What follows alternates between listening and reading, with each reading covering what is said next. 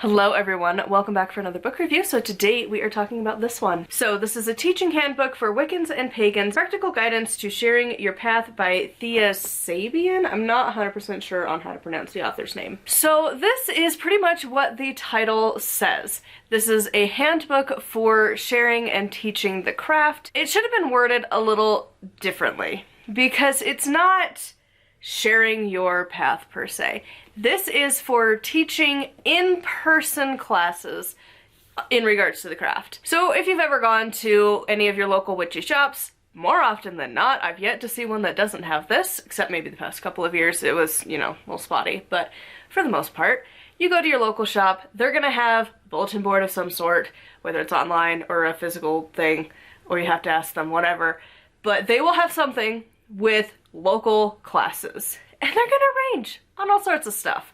Sometimes they're gonna be a series, sometimes it's gonna be Witch 101, and you meet 6 different times and they cover a variety of different topics. Whatever. Sometimes it's a one-off. We're gonna learn about spirit boards today. We're gonna learn about pendulums today. Whatever. Those classes, that's what this is for. So if you are in the market of trying to start doing those for yourself, this is a fantastic resource. It's got pretty much everything you're gonna come across. That said, if that isn't the style you were looking for, you are not going to get much of anything out of this book. The bias of the author is very, very apparent that it has to be in-person style teaching.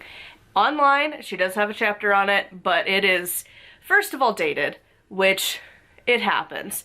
But the way it's dated isn't always bad. Like, it made me chuckle because I kind of forgot about Google+. Do you remember that? Do you remember when that was trying to be a social media site and that just didn't happen? Remember? I do.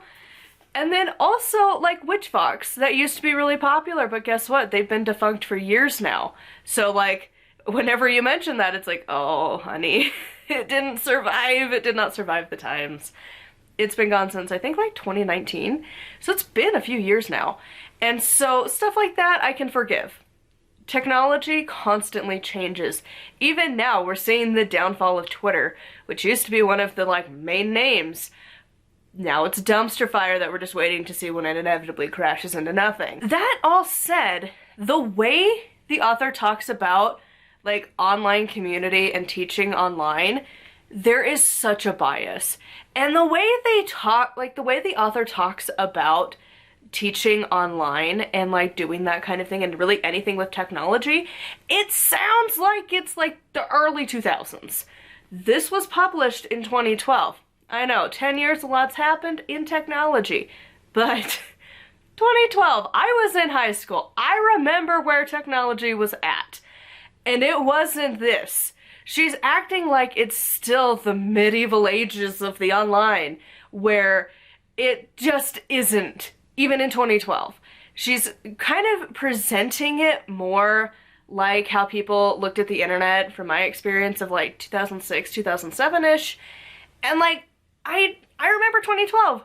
Maybe I was just in a community and a society where we weren't so illiterate with the interwebs, but the author has an extreme bias and she tries to skirt around it, but you can tell. And I have one quote in particular that I feel like really just pinpoints her thoughts on online teaching, specifically for the pagan community. I suppose you could haul your laptop outside and take a pagan course as long as you could get Wi-Fi, but it doesn't seem quite right to me. And basically that's how she feels. She thinks that if you are teaching a class on whatever topic for paganism and witchcraft and whatever, if you are teaching that online, therefore, you're going to be inside and would never do anything outside. Which makes no sense, because first of all, even in 2012, people had smartphones. You could watch stuff with data, so you could go anywhere. You didn't have to be connected to Wi-Fi. You could watch pretty much anywhere there was signal. So it was fine. You could go to a park if you wanted to. You could go wherever.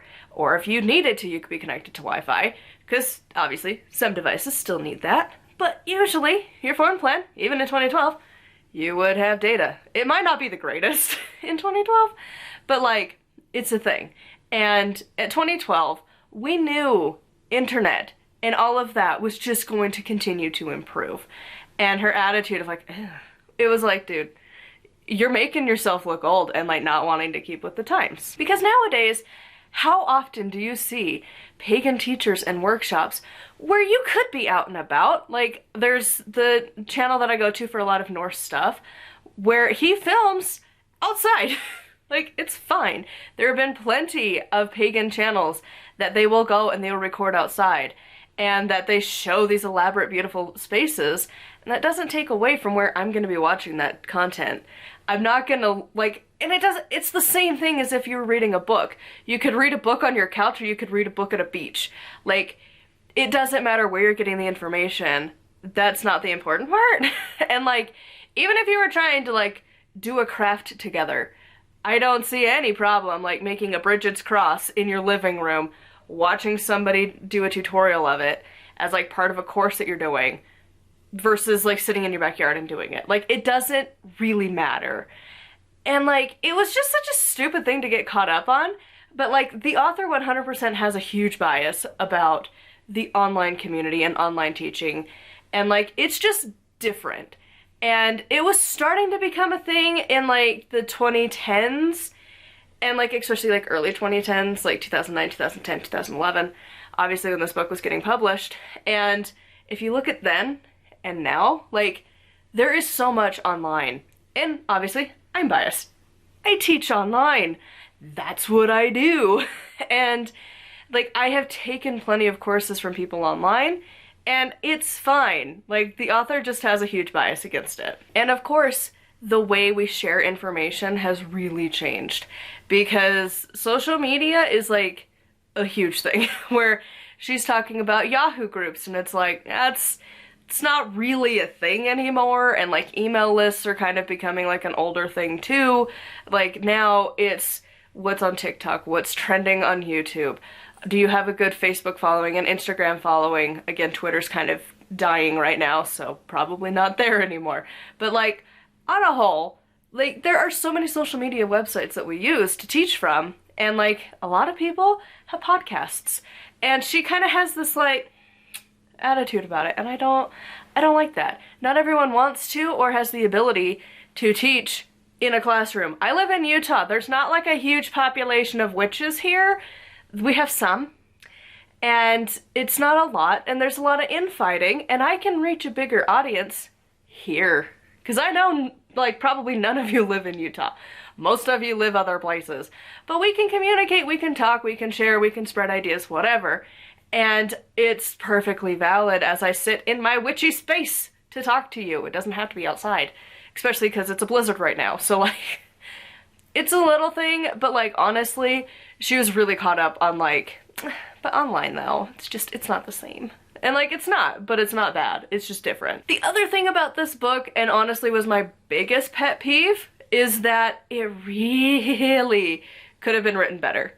And the thing that I hated about it, and it does say it on the back, but honestly I didn't think it was going to be the entire book. You will also find interviews and advice from several respected pagan teachers. And the thing is, that is all of the book. Every concept, she constantly has to have another author reiterate the exact same thing to prove her point. And it's like she's trying to name drop these people and be like, but see, they agree with me, so therefore I'm right. And it got so old so fast. I've seen authors include other authors in their books, and they do it well. I can't remember exactly which book it was from Deborah Blake. I think it was the one on the broom, but I can't be certain, because I have read a lot of books this year. But I remember she had multiple authors adding to the book, adding to the content. But you know how they did it differently in those books from her? Because I think it was in multiple. I don't think it was just in the one. But regardless, what happened is, I'm pretty sure she approached the author, was like, hey, this is the topic, this is like what's coming previously, and then you're gonna have your spot here.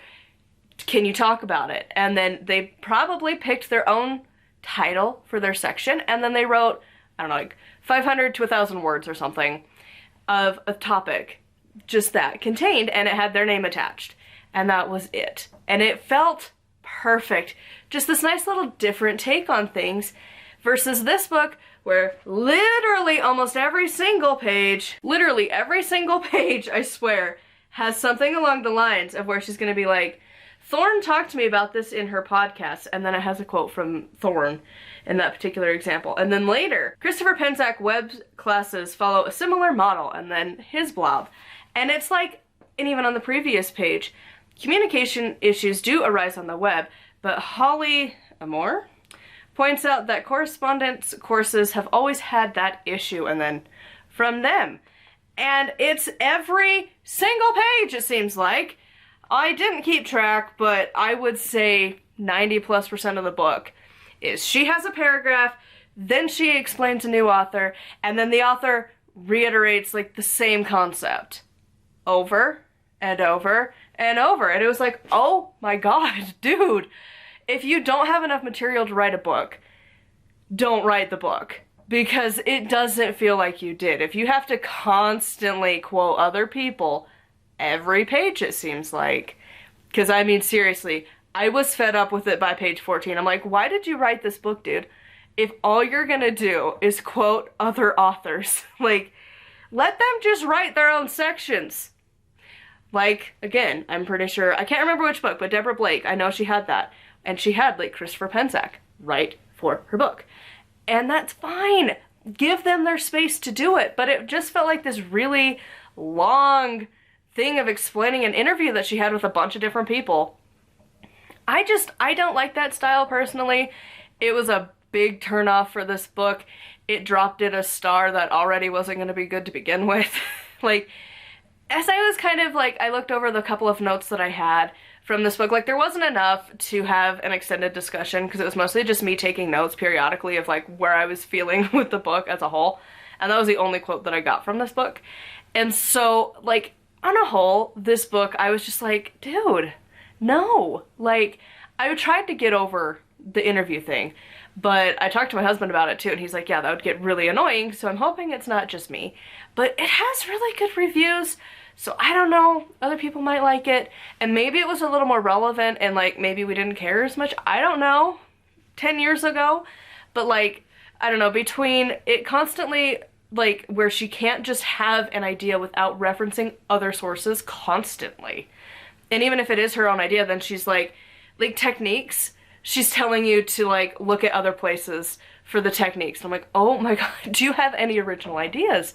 And like, just stand by your own thing. Like, it's fun. And she doesn't have a like sources page either. She just has recommendeds. And I still feel like that's a red flag.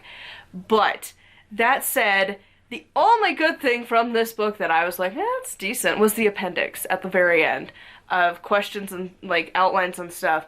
That was pretty good. That's what the majority of the book should have been, and it wasn't. So obviously, I didn't like this book. It's not the worst. I'm pretty sure there's other books that are better on the topic, and I think Deborah Blake, I don't know if it's published yet, but she does have one because I follow her on Instagram, and I don't know if it's published yet, or if it's like a pre-release thing she's doing, but she has one about creating your own coven, and I have a feeling that's gonna have more information about like how to share your path and how to teach your path versus this book, because this was just how to run a class in person, which honestly, even then, I'm pretty sure I've run across better information, and it's, I don't know, I'm not gonna do in-person classes, so not a thing I have to worry about. And I was honestly just like, there's other ways to teach. Why aren't you talking about that?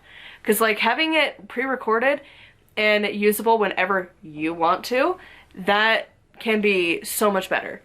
And even if it's a live stream, which I don't love, but if you do live streams and just have a replay, it still gives people an option to feel like they're included, and then you still like reply to your comments afterwards. So anyways, that is it for this book review. I'd love to hear your thoughts on this one in the comments down below. Huge thank you to my patrons. I'll have their names here on the screen. If you would like to support me and get access to exclusive content, it is patreon.com/nightwillowcrafts. Make sure to like and subscribe. I post every single day, and until tomorrow, thank you so much for watching, and blessed be.